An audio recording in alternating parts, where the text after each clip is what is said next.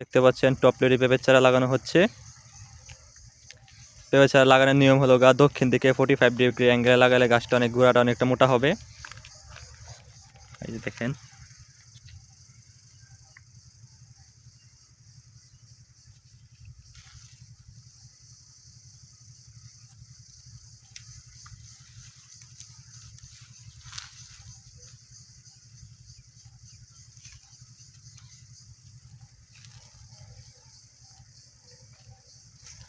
টপলেরি পেঁপের চারা লাগানো হচ্ছে।